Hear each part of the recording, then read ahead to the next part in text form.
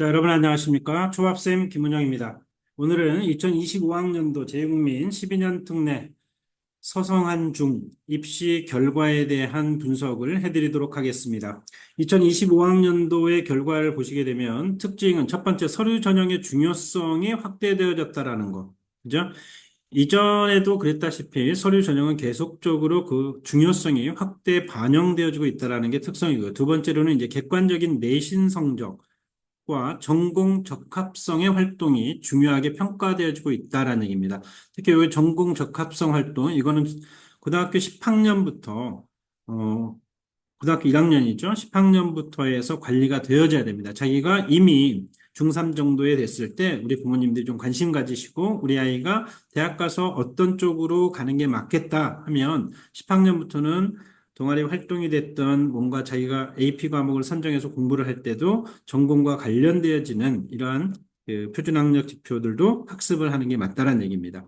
세 번째로는 전체적으로 표준학력 성적에 대한 합격 커트라인이 상승했다라고 볼 수 있는 게 이번 25년 재국민 12특의 서성한 중의 입시 결과라고 보시면 될 것 같습니다. 결론적으로 각 대학의 합격수는 학생의 학업 성취, GPA, 전공 적합성, 그다음에 공동체 역량과 자기 개발을 통한 성실한 노력과 능력을 객관적으로 보여주는 서류들이 더욱더 중요해졌다는 얘기입니다. 그다음에 그 스카이가 아니라 여기는 지금 이제 서강대 요 부분은 아닙니다. 요건 아니고요. 서강대, 성대, 한양대, 중앙대, 서성한 중 이 네 개 학교에 대한 합격 평균 커트라인입니다. GPA 성적은 크게 차이가 없습니다. 이제 차이가 있다라고 하면 SAT 같은 경우에가 좀 차이가 많이 납니다. 토플 같은 경우에도 조금 상승한 편이 있고요. 그다음에 AP 같은 경우에도 마찬가지고, 그다음에 이게 그 서울대나 연대나 고대 같은 경우에는 SAT 부분에서 크게 좀 차이가 좀 났고요. 그런데 이제 서성한중 같은 경우에는 SAT 부분하고 토플이라든가 AP라든가 이런 부분에 있어서 지원한 학생들, 물론 이제 어머님들이 다 아시고 계시는 것처럼 토플이 있어서 합격을 하고 없어서 떨어 이런 건 절대 아닙니다. 어느 입시를 설명을 하더라도 토플이 있어서 합격했다고 얘기하는 건 절대 아니에요. 아시겠죠? 저도 물론 토플이나 SAT나 토익, AP 강의를 다 하지만 실제적으로 어떤 게 없어서 떨어졌다 이거는 아닙니다. 아시겠죠? 그건 참고하시고요. 그다음에 이제 IB 같은 경우에도 보면 이제 45점 만점에서 실제적으로 요 정도. 근데 성대가 가장 높죠. 40점 정도. 나머지 대학들은 이제 38, 39, 37, 요 정도 선. 자, 요거는 평균 점수이기 때문에 요거보다 조금 낮은 친구가 합격한 아이들도 분명히 있을 수 있고요. 또 요거보다 높은 선에서 합격한 친구들도 분명히 있다라는 거. 요건 평균입니다. 그 평균은 제가 올해 이제 컨설팅한 친구들하고 다른 해외 지역, 또 중국, 제가 중국에 있기 때문에 중국 지역의 다른 해외 지역과 이 중국 내 지역에 연계되어 있는 학원들의 그 학원 출신들의 학생들이 표본으로 해서 그 학생들을 합격한 학생들의 점수 이걸 표본으로 해가지고 요 평균점을 낸 게 요만큼이라는 거. 그다음에 A레벨 같은 경우는 보통 이제 서성한 같은 경우에는 두 개 정도 A 스타를 맞은 친구들이 있고요. 중대는 최소 한 개 정도. 물론 두 개 맞은 친구가 합격한 친구도 있고요. 또 없이 된 친구도 분명히 있습니다. 요거보다 조금 플러스 마이너스를 하시면 돼요. 아시겠죠? 자, 이 중에서 이제 우리가 좀 눈여겨봐야 되는 게 뭐냐면 중앙대예요, 중앙대. 여기가 어, 작년 평균보다 제가 컨설팅 했던 아이들, 또 제가 가르쳤던 아이들, 다른 해외 연계된 학원들의 출신 학생들이 보여줬던 성적보다는 약 20점 정도 올라간 거예요, 이게. 지금, 서성한 중에 합격한 학생들의 평균점이 20점 정도 올라갔어요. 그리고 이 SAT는 지금 디지털 SAT로 바뀌고 나서 문제가 좀 쉬워진 건 사실이에요. 물론 지금 이제 요즘에 조금 어려워지고 있죠, 다시.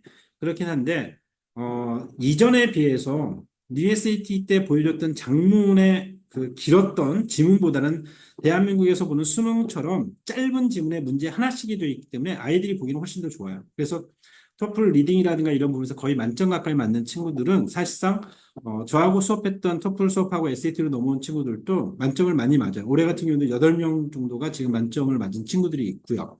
그 아시아 쪽이나 유럽 쪽에서 저랑 이제 SAT 토플 했던 친구들 중에서도 만점짜리들이 있습니다. 그래서 이런 부분들 같은 경우에는 그만큼 쉬워졌다라는 거예요. 그래서 토플 리딩을 잘하는 친구들이 결국 SAT로 넘어왔을 때 SAT 리딩에서는 어휘만 뒷받침이 된다고 하면 실제로 정답 찾아가는 건 어렵지 않거든요. 그래서 그런 부분들이 이렇게 좀 높아졌다라는 거. 네, 토플의 평균점도 여기에서 플러스 마이너스 2, 3점 정도 하시면 돼요. 2점이나 3점 정도. AP 같은 경우는 보통 6개에서 8개를 평균적으로 가지고서 있는 아이들이 대부분입니다. 그래서 요 평균을 6개에서 8개 있는 아이들을 대상으로. 물론 요거보다 더 많은 친구들도 있죠. AP 학교 출신 애들이야 뭐 많은 친구들은 15개, 16개, 막 17개까지 한 친구도 있으니까요. 그렇지만 그렇지 않는 아이들이 평균적으로 가진 거는 6개에서 8개. 그중에 이제 5점의 개수가 몇 개냐. 이게 좀 중요하죠. 그것도 특히 전공과 관련되어져서 5점이어야 됩니다. 그리고 그런 것들이 이제 4개, 4개, 4개. 중대 같은 경우는 3개 이상. 물론 4개 맞고 뭐 5개 맞은 친구, 합격한 친구들도 있고요. 그러니까 그건 참고하시면 되고요. 요 정도라는 거 참고하시면 될 것 같습니다. 근데 이제 여기서 우리가 하나 알아야 되는 게 뭐냐면 이러한 그 표준학력 지수에 해당하는 SAT나 AP를 갖고 있지 않고도 서강대, 성대, 한양대, 중대를 합격한 학생들이 있다라는 거예요. 그 학생들은 어떤 학교냐면 재외국민으로서 그 재외 한국 학교들, 그죠? 한국교육부에 그 등재가 되어 있고 나이스 프로그램을 그대로 같이 사용하는 한국 학교 출신의 아이들로서 올해 약 47명 정도, 물론 더 있겠죠. 저하고 관련됐거나 또 다른 저랑 연계된 학원 출신자들을 제외한 다른 지역, 훨씬 더 많은 친구들이 있으니까 하면 아마 더 많이 있을 것으로 생각이 됩니다. 이 친구들의 공통점이 뭐냐면 내신이 보통 상위 10% 이내라는 거 참고하시면 되겠습니다. 자, 그 다음으로 넘어가서 보시면 대학별 이제 주요 평가 방식의 차이인데요. 서강대 같은 경우에는 이제 이런 부분들이 다 기본적인 거잖아요. 그죠? 다 기본적인 건데 그중에서 이제 전공 적합성을 서강대 좀 더 깊게 본다라는 거. 그다음에 이제 활동 이런 부분들 공동체 역량의 이 활동 부분을 고르게 평가했다라고 보시면 될 것 같고요. 성대나 한양대 같은 경우 여기는 이제 학업 성취도 표준학력 지수와 전공 적합성 그러니까 어디 학교든지 이 전공 적합성은 굉장히 중요합니다. 왜냐하면 그 학교에 오기 위해서 이 학생이 우리 학교로 오기 위해서 어떤 이과를 오기 위해서 이 전공과 관련되어지는 걸 고등학교 3년 동안의 생활에서 어떻게 해왔는지를 보여주는 서류. 이게 굉장히 중요하다는 거죠. 이거는 갈수록 더 중요해질 거예요. 그다음에 중앙대 같은 경우에는 이제 이런 학업 역량이나 표준학력 지수의 성적이 이전보다 훨씬 더 많이 상향되었다는 거예요. 그러니까 지금 제가 보는 제 개인적인 관점에서는 이 중앙대가 거의 성대급으로 간다라고 보시면 될 것 같아요. 향후 3, 4년 안에 분명 성대나 크게 차이 없이 왜냐하면 중앙대는 원래 입결이 좋은 학교예요. 그러다 보니까 이런 부분이 그렇게 갈 수 있다라고 저는 개인적으로 보고 있습니다. 자, 그렇게 봤을 때 내년 2026학년도의 예상 기준이 어떻게 되어질까라고 이제 제 나름대로 조심스럽게 예상을 해보았는데요.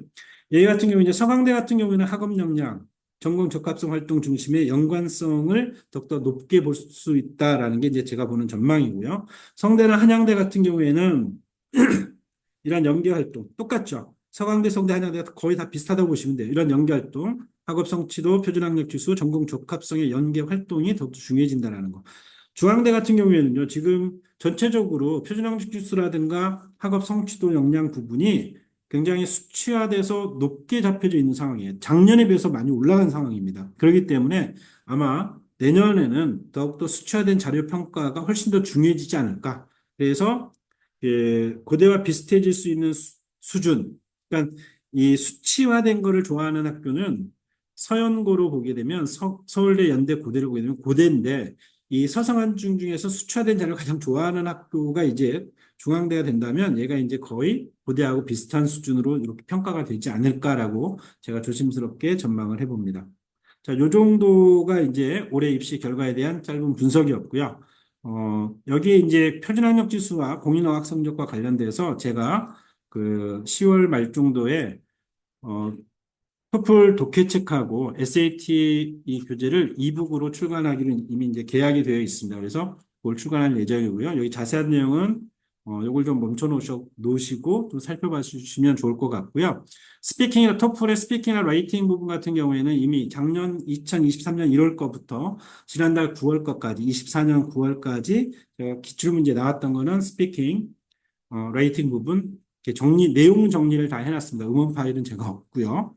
그래서 그 내용이 무엇인지 알고 이게 또 계속 문제는 식으로 돌고 돌기 때문에 이 부분만 충분히 공부해줘도 좋은 결과를 가져올 수 있습니다. 그래서 이런 부분 구입을 원하시면 저한테 위챗이나 카톡으로 연락을 해주시면 그 부분 또 구매가 가능합니다. 이북으로 출간하는 건 이제 토플 테스트 5회분씩 독해 부분.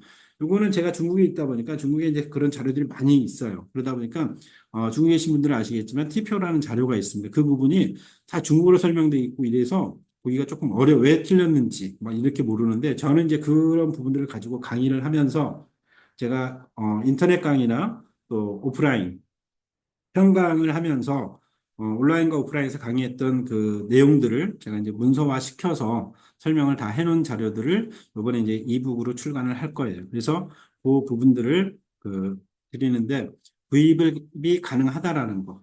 그다음에 이제 SAT 교재 같은 경우에는 원서 교재들이 있지 않습니까? 그런 부분들. 그다음에 칼리지보드에 이제 블로그를 제일 많이 또 사용을 하니까 그런 부분들에 대한 설명들을 제가 강의했던 내용들을 다 담아놓은 거예요. 그래서 그거는 아마 이제 필요하시면 그 부분만, 해설 부분만 이렇게 하셔도 되고, 문제하고 같이 이렇게 받으셔도 됩니다. 어, 이제 향후 제가 이제 지금 준비하는 게 중학교 2, 3학년 아이들, 그다음에 고등학교 1학년까지 투프를 공부하면서 실제 난이도와 좀 거리가 있는 교재들, 시중에 나와 있는 것들을 보게 되면 거리가 좀 있는 부분들이 많이 있어요. 그렇지만 뭐 출판사라든가 이런 게 유명하다 보니까 터무니없이 많이 팔리는 책들이 있는데 그것과는 좀 더 다르게 제가 현재 강의를 한 30년을 했기 때문에 그 안에서 쌓인 노하우를 가지고 실제 지문으로 출제되었던 그 토픽에 맞는 부분들을 또 발췌해서 또는 요약을 해서 문제화 시켜서 만들어 가지고 아이들이 미리 좀 공부할 수 있게끔 그러면 훨씬 더 나중에 그 실제 문제에 갔을 때 접근성이 용이해질 수 있겠죠. 그래서 그런 의도로 만들어진 거니까 기대를 하셔도 좋을 것 같습니다. 그래서 그런 문의들이 이제 있으시면 제가 위챗과 카톡 아이디를 알려드릴 테니까 저한테 문의를 주시면 좋을 것 같아요. 그래서 요 교재에 대한 내용은 좀 요 페이지를 멈춤하시고 보시면 참고해서 또 궁금하신 건 저한테 따로 질문을 주시면 좋을 것 같습니다. 그리고 다음번에 이제 제가 다음 유튜브로 영상을 안내할 게 이제 서성한중 요거는 이제 끝났고요.